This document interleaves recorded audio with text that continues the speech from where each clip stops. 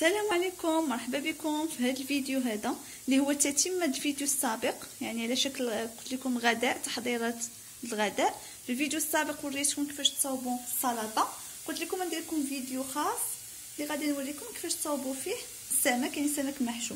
انا اختاريت هذا السمك هذا الميغلون كولا اللي كيكون شويه هكا كيمشي ديك الميغلون الصغير.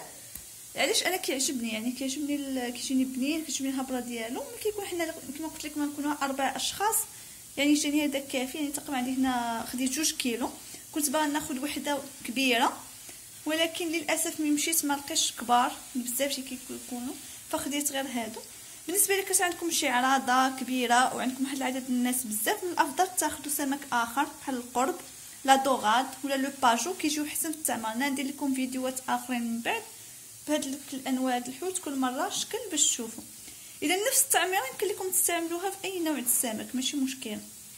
انا كما قلت لكم كيعجبني بزاف هذا، ملي كيكون هكا غير شي حاجه صغيره كنستعمل هذا.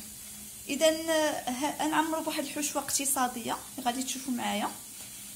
اول حاجه بيان سور كنفتحوه من الظهر باش كيتجينا سهل في التعمار، ونوجدوا الشرموله. اذا الشرموله انا وجدتها، نحيد هذا ونوريكم الشرموله. اذا ها انا ديجا وجدته هنايا باش ما نضيعوش الوقت بزاف. غادي نقول لكم المقادير وغادي تلقاوها بالتفصيل في صندوق الوصف. اذا المقادير عندنا الربيع، يعني قزبور ومعدنوس يكونوا مطحونين مزيان، يعني فريمون مزيان، زائد تحميره، يعني واحد الملعقه كبيره التحميره اولا اكثر كاع، زائد طماطم مركزه ملعقه كبيره ديال مطشه الحك، زائد قزبور حبوب، يعني ديك القزبور كيكون مطحون، راه كتمشيو عند العطار كيعطيه لكم، زائد الخرقوم البلدي. كاين اللي كيديروا كاين اللي ما كيديروش، انا كندير واحد شويه غير واحد شويه، زائد سكينجبير بحال ملعقه صغيره سكينجبير، ابزار حتى هو غير شويه، ثومه غبره والثومه طريه محكوكه. يمكن لكم اما تحكوها اما تطحنوها مع الربيع، يعني ما تطحنوا الربيع طحنوها معاه او ديروها محكوكه. الصوجه ملعقه صغيره، عصير الحامض يعني واحد الكميه مهمه، واحد 3 معالق كبار ولا اكثر، يعني ما تخافوش منه. زيت العود حتى هو واحد الكميه مهمه، يعني باش تخلط لكم مزيان. الملحه غير شويه، لان كنعرفوا الحوت راه اصلا كيكون مالح، يعني غير شويه. الكمون يعني ضروري، الكمون يعني حنا كنعرفوا يعني التحميره والكمون والربيع والثومه والحامض وزيت العود هادو الاساسيات ديال الشرموله ديال الحوت. زائد قليل من الهريسه بالنسبه للناس كيبغيوها. انا ما كنبغيش الحار، ما كنديرش الهريسه الصراحه. بالنسبه لي كيبغيو الحار يعني على حسب الذوق شويه اولا، يعني كل واحد كيبقى على حسب الذوق ديالو. زائد العطريه ديال الحوت. العطريه ديال الحوت ها هي غادي نوريها لكم هنايا، ها هي عندي نوريها لكم، راه كتباع عند العطار، كتمشيو عندو تقولوا العطريه ديال الحوت كيعطيها لكم. ما كانش عندكم كديروا بلاصتها بالنسبه للناس كيبغيو يستعملوا ضامد البنه ديال الحوت، تقدروا ديروهم بجوج، ديروا مثلا واحد نص ديال ضامد البنه مع شويه د العطريه ديال الحوت اللي بغيتو، ماشي مشكل. انا اكتفيت بالعطريه ديال الحوت. اذا هذه هي الشرموله ديالنا، ها هي بيان سور كنخلطوها مزيان. اما طحنوا غير الربيع تطحن مزيان بحال اللي درت وتزيدوا عليه باقي المكونات تخلطوا مزيان، اما الا بغيتو تقدروا تطحنوا كلشي مع بعضياته، يعني في طحن كهربائي طحنوا كلشي مع بعضه وتكون عندكم. المهم هي خصها تكون مزيانه بحال هكا. حاولوا ديروا واحد الكميه مهمه، علاش؟ لاننا نستعملوا منها اون ميم طون للحوت، نستعملوا منها في الحشوه ونستعملوا منها في الاخر الخضر المرافقه. اذا الخضر المرافقه راه قلت لكم في الفيديو السابق ديجا خديت بطاطا، ديك البطاطا كتكون صغيره سلقتها هي وخيزوها، هما عندي دابا كيتسلقوا، هما اللي غنديرهم كخضر مرافقه، زائد الفلفله البصله الى اخره نوريكم من بعد. اذا دابا ندوزو باش اول حاجه نحضروا الحشوه، يعني حشوه اقتصاديه، وغادي ندوزو من بعد نشوفوا كيفاش نعمروا الحوته ديالنا. اذا اول حاجه هي المقله ديالي اللي ندير فيها الحشوه. ندير الزبده، شويه الزبده يعني ندوب،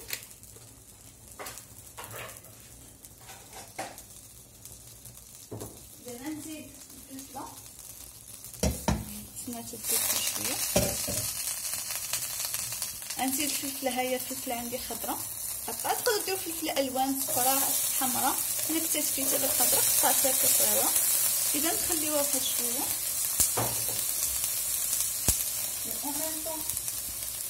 كنحركوها هكا كنخليوها حتى كتشحر واحد شويه. اذا تبدا تشحر بحال هكا شويه نزيد الفلفل المعلب. تقدروا ديروا هذا الفلفل المعلب ولا ديروا الفلفل الاسود ولا بجوج اللي بغيتو، ماشي مشكله. اذا انا خديت الفلفل المعلب قطعته بحال هكا.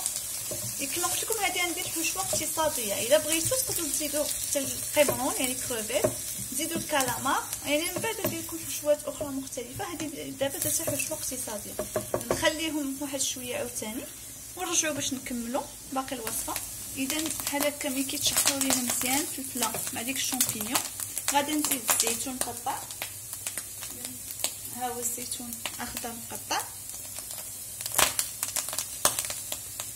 يعني نحركو مزيان.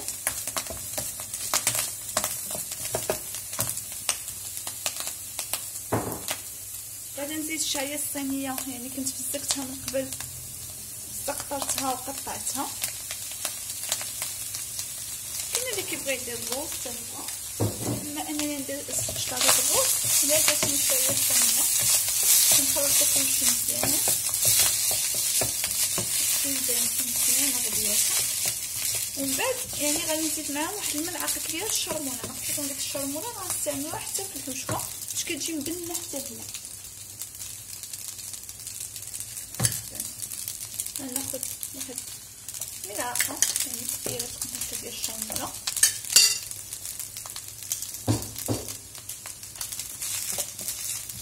حاول تخلطها مزيان باش كتجي مبنه مزيان ديك العطريه ديال الحوت. قلت لكم تزيدوا كروفيت كالامار اللي بغيتو. انا بغيت نديرو هكا حشوه ساهله متديش لكم حتى الوقت بزاف. ونزيد فيها الصوجه، نزيد فيها شويه الصوجه هكا. هادي عندي صوجه لايت يعني مخففه، هادي شوف يمكن ندير كميه مهمه. الا كان لكم ديك الصوجه اللي كونسونطري ديروها شويه. تقدروا تزيدوا حتى واحد طامج البنه ديال الحوت واش كتزيد تعطيكم ديك ماذا. صافي نخليها دابا تطيب مزيان وغادي نبدا نعمر بها الحوت. اذا دابا غادي نكملوا التعمير ديال الحوته. هنا كما كتشوفوا معايا يعني درت الشرموله، يعني ديك الشرموله درتها مزيان من برا ومن الداخل مزيان. دابا نبدا نعمرها. انا نوريكم الطريقه في وحده نفس الطريقه بالنسبه للاخرى. الا كناخذوا الشرموله ديال هاد عفوا الحشوه ديالنا، يعني الا شطت لكم ديروها اما في البيصلاط ولا ديروها للجنب ماشي مشكله بحال هكا. ثم كندخلوها مزيان كنسدوها بحال هكا، كنسدوها بالكوردون. يعني هذه الطريقه راه سهله. اذا ندير نفس الحاجه بالنسبه الثانيه نحطهم في الطاوه. اذا من بعد ما نعمرو نحطو في الطاوه. انا بديت كنوجد فيها، درت فيها بابي كويسون. كاين الناس كيديروا بابي الومنيوم، انا كنفضل بابي كويسون. درت هاد العويدات ديال الربيع من التحت، هادو كيكونوا يعني في الربيع قبل ما كنقطعو كنحيدو هاد العويدات اللي غلاط. فوق منهم درت مطيشه باش ما تلصقش، يعني تقدروا ما ديروهاش. وغادي نحط فيها من بعد الحوت ديالنا. انا نوريكم بعد مي غادي نستفو. وفي الجناب راه ندير ديك الخضيره اللي قلت لكم انا، يعني بقاو معايا باش تشوفوا التتمه. اذا بعد ما عمرنا الحوت كما وريتكم قبيلاتي نزوقتها بدوائر ديال الفلفله وشرائح ديال الحامض. هنا في الجنب درت ديك الطيوطه الصغيره اللي قلت لكم كنت دايرها تسلق وتدوزتها في الزبده، يعني صوطيتها في الزبده. هذه اختياريه، يمكن لكم نيشان تحطوها. انا صوطيتها في الزبده باش كتجي بنينه. هنا درت دوائر ديال الجزر تا هو مسلوق، قطعته هكا دوائر. وهنا في الجناب درت بصيله. والقاع راه ديجا وريت لكم شنو درت فيه. دابا ناخذ الشرموله اللي بقات ليا، زدت عليها شويه د الماء دافي، الحامض، زيت العود، وغادا نديرو دابا فوق ديك الخضر ديالي باش كيجيو منسمين ديك الشرموله الحوت.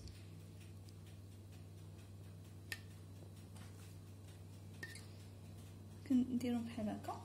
نفس الشيء بالنسبه للخيزو.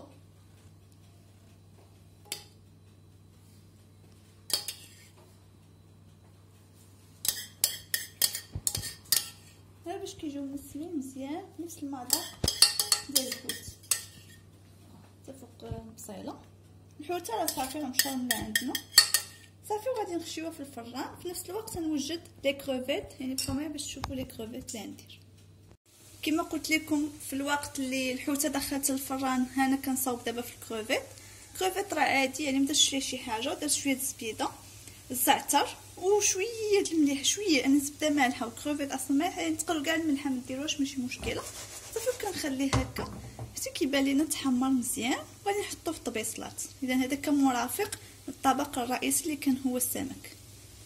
اذا كمقبلات للطبق الثاني شنو حضرت؟ اذا درت زويتنات في الطبسيل، درت هاد لاصالاد هادي درتها في الطبيصلات هادي بالقمح وخضر. دابا ندير لكم فيديو اخر يعني قريبا، كتجي بنينه وزوينه. وهذا الكروفيت اللي درتو صوتي في السبيده ها هو. اذا هادو من المرافقات اللي نحط مع الطبق الرئيسي. دابا نوريكم النتيجه النهائيه ديال الطبق الرئيسي كيفاش جا. وها هي النتيجه الاخيره ديال الطبق ديالنا. ها هو الحوت خيسو، يعني جاب ديك التشرميله ديالو، طيطله ممشو، يعني فيه واحد الرائحه زوينه. وهنايا ديك اللي بقى ليا ديال لافاس درتها هنا في الجناب باش ما تطيحش. اذا هذا انا نحطو، كنت باغا ندير في بلا اخر، ولكن يعني في الاخر قررت نحطو غير هكا. يمكن ليكم تلويو طاوو بواحد بابي الومنيوم باش تجي زوينه في بريزونطاسيون، ولا يمكن لكم يعني تهزوه وديروه في شي طبق اخر. اذا هذا هو النتيجه النهائيه. كنتمنى تكون عجباتكم الوصفه. انا نخلي لكم في صندوق الوصف المقادير ديال الشرموله باش تلقاوها بالضبط يعني بسهوله. اذا كان عندكم اي سؤال اخر ما تنساوش تخليوه كتعليق، ديروا لايك للفيديو، وما تنساوش تشتركوا باش ديما يطلع لكم الجديد ان شاء الله.